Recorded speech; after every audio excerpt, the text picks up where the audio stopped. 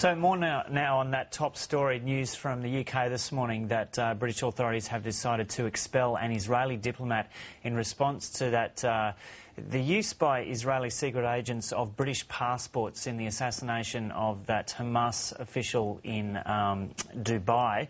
For more, Europe correspondent Philip Williams joins us now from London. Philip, some extraordinarily strong language from David Miliband in the British Parliament there.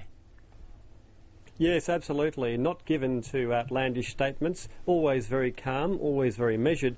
But this is a very strong message to Israel that the British government finds the copying of the passports, what they consider the misuse of passports, as totally unacceptable, not the sort of behaviour you would expect from a friend, from an ally, and left them under no doubt about how they felt. In fact, expelled one of the diplomats from the Israeli embassy, allegedly the head of Mossad at that embassy. So a very serious message. I'll just give you a flavour of that. He said it was highly likely that the Israeli Secret Service Mossad was involved, that in fact the Israel was a close ally, added insult to injury, and that the government takes this matter extremely seriously. Such misuse of British passports is intolerable. So strong language. Now, what effect will that have? It depends who you ask. Clearly, on the surface, it is a strong message and a powerful sort of real boot from the British to the Israelis. On the other hand, one of the people in the office here just spoke to a former British spy from the MI6 service, who said, look, they'll be laughing about this. They've got 20 agents in the embassy there. Yeah. This is a slap on the wrist. They'll think they've got off lightly. Yeah, in fact, there's some people suggesting it should have been the ambassador who was expelled rather than a diplomat. Well, that really would have upped the ante and really invited retaliation. Talking of retaliation, we believe there won't be a tit-for-tat. Often there is in these sort of expulsion cases.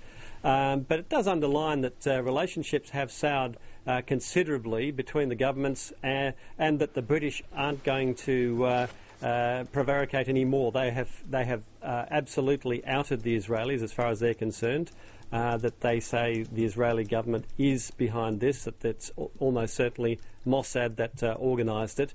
So there is no more doubt about that, and that's after a thorough police investigation from top investigators here in London. So there is no doubt about that in the British government's mind, and they want the Israeli government to be under no doubt as to how they feel about it. Is there any debate there in England about secret agents, and I'm sure Britain's got its own secret agents, using false passports all over the world anyway? Well, yes, it's not uncommon, but to use so many, and remember there were 12 British passports used in this assassination. To use so many from one nation and to use it from a nation that you considered friendly is odd, in that they risked insulting Britain, if that was the case, and I'm making no assumptions that one way or the other. But certainly the British are hugely insulted and have made it very publicly clear today that they feel that way. Similarly, Australia. Now, the ball is now cast back into Australia's court in a sense, because David Miliband said he'd called all the other countries involved. Now, 4 Australian passport holders had their details copied also, allegedly.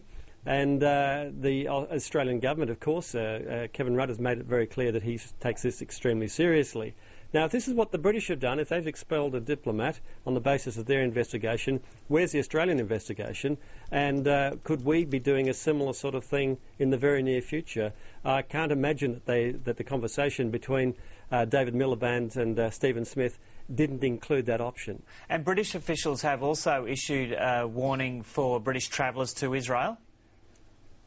Yes, they have. Yes, interestingly, what they've said is to British travellers, look out for this very thing, that this is now a danger, and that beware that your details may be copied. Now, I think that would be highly unlikely in the current circumstances, but I guess they're underlying their anger and saying, well, look, if you're travelling there, this is a possibility. So, yeah, it really does up the ante. And, Phil, are there any indications that this could affect the British-Israel relationship more broadly? For example, the strength of the British response to further Israeli settlements in Jerusalem? Well, it certainly doesn't enhance things, and it comes at a bad time for the Israelis because they're under pressure from the Americans too. Of course, centred their anger on the expansion of settlements, particularly in East Jerusalem. So these two issues are now coming together. Of course, there were no American passport holders involved in the Dubai assassination, so that removes that element for the Israelis. But they now have a number of friendly governments, Australia included, very angry and possibly increasing their diplomatic action as well. And so it remains to be seen how we as a government react, but it is quite possible that we could do a very similar thing to what the British have just done. Okay, Philip Williams in London, thanks for that.